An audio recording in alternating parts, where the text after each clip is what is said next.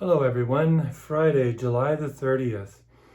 So this is from Matthew 13. Uh, so Jesus, he began to teach the people in the synagogue. They were astounded and said, "Where did the man get all this?" And they take offense at him. And then Jesus said, "Prophets are not without honor except in their own country and in their own house." And Jesus did not do many miracles of power there because of their unbelief.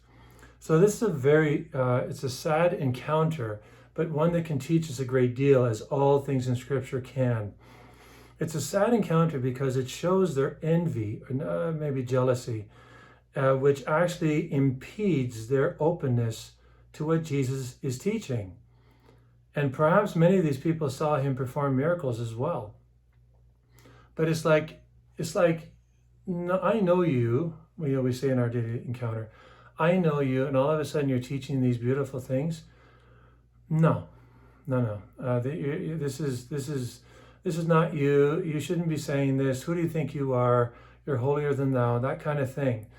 And that's kind of their response to Jesus, is they don't question him and say, where did this, I like to think I would be naturally curious and say, okay, Jesus, where does this all come from? I mean, you were the quiet boy down the street. We never saw this coming. We never heard you say this kind of stuff. You would like to think that's what they would do. Be so curious and be so taken aback in a good way that they want to know. And imagine the things Jesus would have told them. Because if somebody was sincere, Jesus frequently opened himself up to them at certain levels, according to their ability to comprehend what he was saying. But they don't do that. It's like, who are you? Who do you think you are? And this is what he says here. Prophets are not without honor except in their own country and in their own house. And as a result, Jesus did not do many deeds of power there. And I think maybe that's why many deeds of power are not done in our own life. I think. I don't know with certitude, but I think. Because first of all, we don't really believe, with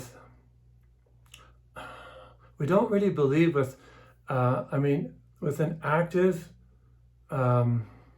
supernatural faith, in who Jesus really is and what he wants to do for us.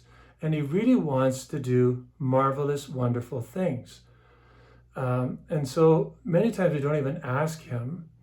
And when we ask him, it's like what the kids ask for at Christmas time. They ask, and maybe they get it, and then 3 days later they're moving on to something else, maybe. But I'm trying to make a point, so hopefully you get the point. Or many times we don't get what we're asking for, and then we just drop it, when in fact maybe we shouldn't drop it. God is saying, well, how serious is this son or daughter of mine? He already knows. The point is, we don't know. And maybe that perseverance, asking for something that we won't get, will lead to something that we will get that's even better than what we asked for. That takes faith. That takes trust. That takes confidence that God always hears what we're asking for. And so this is what you and I need to pray for. We need to be cognizant of. And I don't pretend this is easy. It's not easy.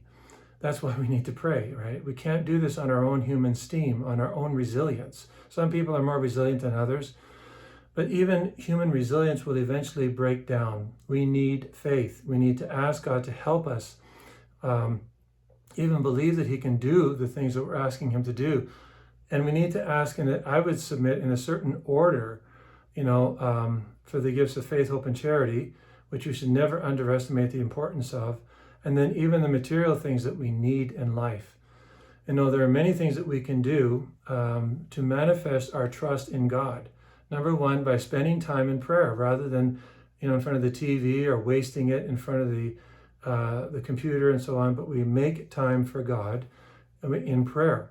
Number two, I would submit also that we sacrifice our financial blessings and give them over to him through, the church, for the good things that are happening there, or even, a few selected ventures in the community as well, maybe like the food bank, just to use an example.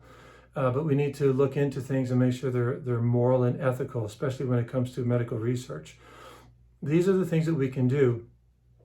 And even also sharing our gifts with others, because simply God has blessed us with certain talents or gifts. So there are practical, specific things that we can do in order to cultivate a disposition, open something in our life and our heart to receive more faith, that Jesus can actually do even greater things in our life. So today, pray for this faith.